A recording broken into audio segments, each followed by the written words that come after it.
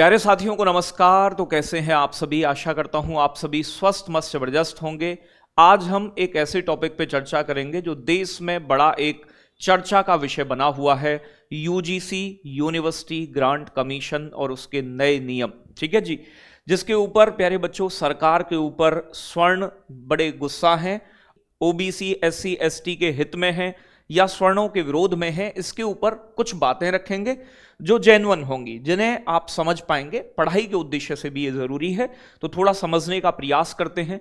भाई, यूजीसी के जो नए प्रावधान आए हैं 2012 के प्रावधानों में अब बदलाव किया गया है। ये किया क्यों गया है? क्या ये सरकार न्याय देना चाह रही थी या सरकार की मजबूरी थी? तो भाई, इसका नए प्रावधानों का जो मुख्य कारण है, ये नोटिफिकेशन सुप्रीम कोर्ट के आदेश और दिग्विजय सिंह की अध्यक्षता वाली पार्लियामेंट्री कमेटी की सिफारिश के बाद अभी हाल ही में जारी किया गया है। मान्यता देने के लिए ये नए नियम के प्रावधान जो हैं लाए गए हैं, तो इन्हें थोड़ा सा समझते हैं। और इसमें यूजीसी में आखिर झोल क्या है, जिसके कारण ये प्यारे बच्चों बड़ी बहस का एक मुद्दा बन गया है और बड़ा विरोध हो रहा है इसका। तो विश्वविद्यालय अनुदान आयोग उच्च शिक्षण संस्थानों में जाति आधारित भेदभाव से निपटने के लिए 2026 के जो विनियमन है ये अधिसूचित किए गए हैं। मतलब क्या है इसका उद्देश्य? क्या है कि कॉलेज में, विश्वविद्यालयों में जो जाति आधारित भेदभाव होता है, किसी भी प्रकार का धार्मिक आधारित नंबर काट लेना, ये सब ना हो, उसको कंट्रोल करना है। तो नए नियम क्या कहते हैं? ये जातिगत भेदभाव की रोकथाम हो, शिकायत निवारण तंत्र बनाया जाए कि शिकायत अगर हुई है, नया कोई शिकायत किया है कि भाई मेरे साथ ये इंटरव्यू में नंबर कटे या मेरे साथ जाति सूचक शब्दों का इस्तेमाल हुआ है, तो उसका तुरंत निपटान भी किया जाए। इसके लिए समिति बनाई जाए और जागरूकता कार्यक्रम और कड़ी सजा के प्रावधान किए गए। इसका उद्देश्य शिक्षा को बढ़ावा देना, समावेशी शिक्षा, इंक्लूसिव एजुकेशन को साथ के साथ न्याय और समानता और भेदभाव मुक्त परिसर बनाना है जहां शिक्षा दी जाती है। भाई, कॉलेज स्कूलों में भेदभाव ना होना चाहिए, आप जानते हैं, लेकिन समाज अभी भी हमारा ग्राउंड लेवल पे उतना नहीं सुधरा है कि हम जाति व्यवस्था के बाहर निकल कर आ जाएं। हम पढ़ लिख लेते हैं, प्रोफेसर भी बन जाते हैं, लेकिन कहीं ना कहीं आपको जातिगत भावनाएं देखने को मिलती हैं। जहां सरकार की राजनीति ही जातिगत बन जाती है जिस देश में, उससे जाति प्रथा को हटा पाना अपने आप में एक बड़ा टास्क बनता है बच्चों। अगर मैं बात करूं यहां स्वर्णों का विरोध क्यों है, जो अपर कास्ट हैं वो क्यों विरोध कर रही हैं और क्या बदलाव हुए हैं। तो पहले झूठी शिकायत वाला जो क्लॉज था कि अगर कोई एससी एसटी ओबीसी झूठी शिकायत करता है तो उस पर प्यारे बच्चों सजा का प्रावधान था। ठीक है भाई, तो कहने का मतलब संस्थान प्रमुख जो है अक्सर डर दिखाकर असली शिकायतों को दबा देते थे, तो ये चीज थी। लेकिन अब नए नियमों में क्या है, ये प्रावधान हटा दिया गया है। ठीक है भाई, असली शिकायतों को प्रोत्साहित करने के लिए यह हटाया गया है कि भाई जो शिकायत करता है, अगर उसकी शिकायत झूठी भी मिलती है। हालांकि स्वर्णों का एक बड़ा विरोध इस पर भी है कि भाई एक तो दो बड़े मेन रीजन है, उन्हें समझो। एक तो जो जांच करने वाली समिति है कि भाई मान लो मेरे खिलाफ जातिगत भेदभाव हुआ है किसी प्रकार का, अगर मैं शिकायत करता हूं तो पहले मेरी शिकायत झूठी पाई जाती थी तो उसमें सजा का प्रावधान था शिकायतकर्ता के विरोध में भी, लेकिन अब वो खत्म कर दिया है। दूसरा, जो जांच करने वाली समिति है उसमें ज्यादातर लोग जो होंगे वो ओबीसी एससी एसटी से होंगे।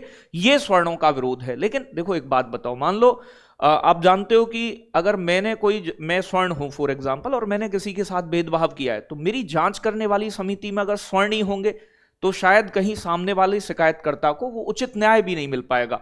तो ये भी चीज देखनी होगी। अब आप जानते हैं कि महिलाओं की जो कमेटी बनती है कोई भी, तो उसमें ज्यादातर महिलाओं के खिलाफ कोई जांच करती है तो महिलाएं ही होती हैं, वो उसमें पुरुष क्यों नहीं होते? तो ये भी एक रीजन है, आप देखोगे। तो स्वर्णों का मुख्य आधार क्या है कि इसका दुरुपयोग हो सकता है। ये इनकी बात सही भी है। अब एक बात बताओ, मान लो बहुत सारे आपने देखे होंगे दहेज के केस लगते हैं, कितने सारे झूठे केस लगते हैं। ऐसे ही दहेज से अलग आप देखोगे कि भाई एससी एसटी का मुकदमा है, कितने लोगों के खिलाफ, कितने स्वर्णों के खिलाफ झूठे मुकदमे दर्ज करा दिए जाते हैं और लोग जेल जाते हैं। तो भाई इनकी भी अपनी तरफ मत ठीक है, लेकिन भाई ये भी है कि भाई शिकायत करने को लेकर आप जानते हैं ना, अगर विश्वविद्यालयों में देखोगे जितने भी चांसलर या प्रोफेसर हैं ज्यादातर स्वर्ण कास्ट से ही बिलोंग करते हैं। तो वहां उन्हें उचित न्याय भी नहीं मिल पाता। अब अगर मैं बात करूं जाति आधारित भेदभाव का व्यापक दायरा है। आप देख रहे हैं कि भैया यहां पर एससी एसटी और ओबीसी के खिलाफ किसी भी अनुचित व्यवहार और भेदभाव माना जाएगा। अगर अनुचित व्यवहार होता है, उनके नंबर काटे जाते हैं, जाति सूचक शब्द किसी प्रकार का होता है, चाहे वो भेदभाव जाति के आधार पर हो, धर्म के आधार पर, नस्ल के आधार पर, विकलांगता, जन्म स्थान या लिंग के आधार पर, किसी प्रकार का भी भेदभाव को रोकने के लिए ये लाए गए हैं।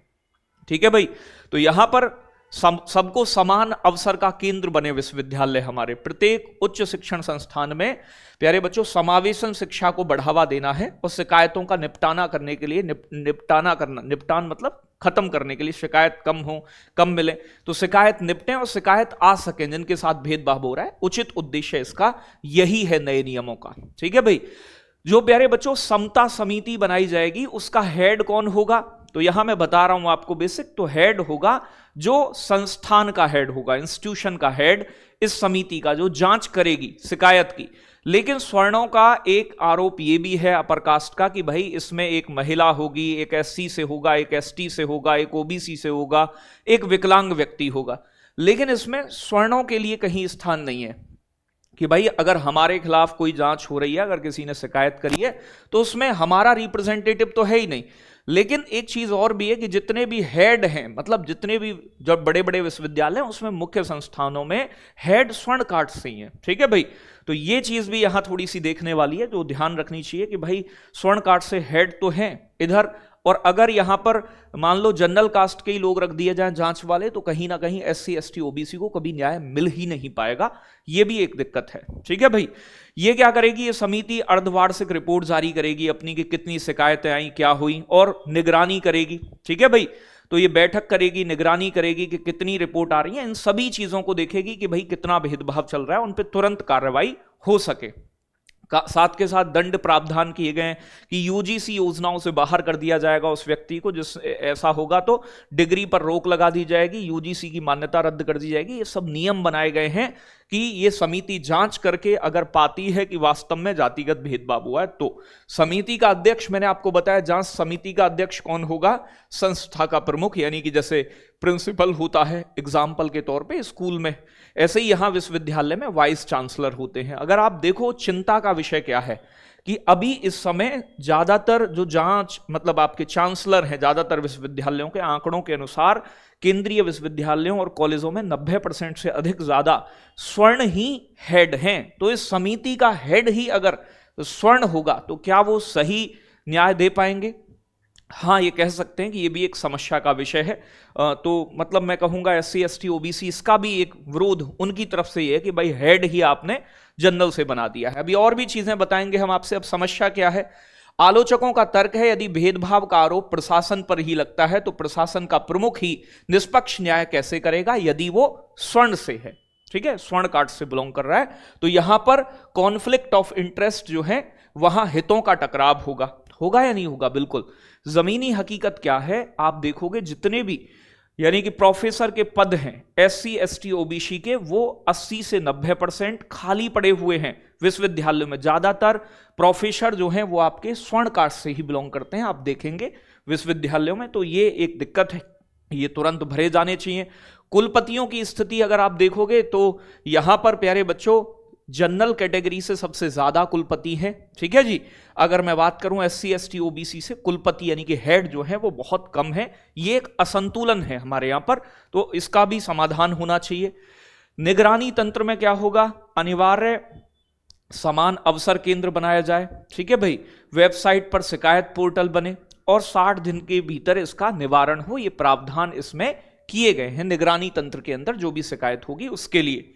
साथ के साथ अगर मैं बात करूं आगे ये चीजें कैसे कम हो सकती हैं, तो सोशल ऑडिट होना चाहिए इसके लिए विश्वविद्यालयों का, वार्षिक सोशल ऑडिट हो। साथ के साथ समावेशी शिक्षा हो। दलित जो हमारे जैसे BR अम्बेडकर या और दलितों के प्यारे बच्चों जितने भी लीडर्स हुए हैं उनके बारे में मतलब हमारे सिलेबस में चीजें एड ऑन होनी चाहिए। मेंटरशिप प्रोग्राम चलने चाहिए आपके, मेंटरशिप प्रोग्राम यानी कि सीनियर जूनियर के साथ या फ्रेशर के साथ अच्छे से कोऑर्डिनेट करके अपना साथी माने, और जातिगत भेदभाव को हमें अपने दिमाग से निकालकर चलना होगा। जो हमारे टीचर्स होते हैं उनका सोशलाइजेशन, संवेदीकरण होना चाहिए।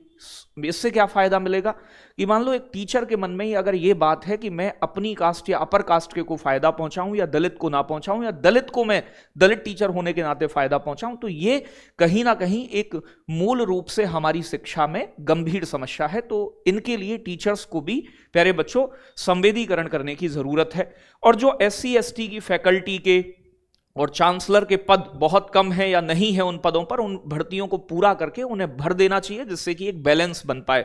आपने देखा होगा समाज में जहां ज्यादा बोलबाला या ज्यादा संख्या जिस वर्ग की होती है वो अपना बोलबाला रखते हैं। अगर स्वर्ण समाज के ज्यादा फैकल्टी या ज्यादा चांसलर हैं तो वो कहीं ना कहीं एक अपनी जाति को आगे बढ़ाने का प्रयास भी करते हैं। तो ये भी चीज है, और शिक्षा ही सामाजिक बदलाव का हथियार है। तो शिक्षा में ही अगर ये सारी चीजें रहेंगी तो कहीं ना कहीं हमारे विश्वविद्यालय या कॉलेजेस जो हैं उनमें अच्छी शिक्षा ना मिलकर भेदभाव की जो भावना है वो लगातार बढ़ेगी।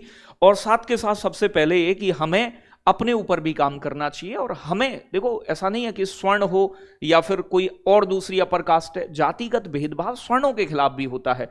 अब लोअर कास्ट के साथ ज्यादा होता आया है, लंबे समय से होता आया है, आप जानते हैं इस चीज को। तो बस यही कहूंगा मैं आपसे कि हमें अपने अंदर से इस नकारात्मक जातिवाद की छवि को निकालना होगा और हमें इससे ऊपर उठ के सोचना होगा।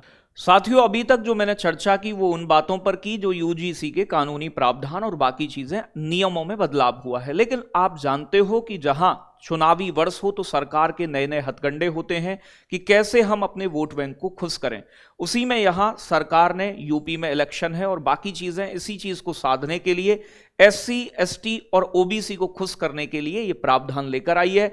वहीं यहां पर हेड को प्यारे बच्चों चांसलर बना दिया है, हेड इस समिति का, जिससे स्वर्ण भी खुश रहें।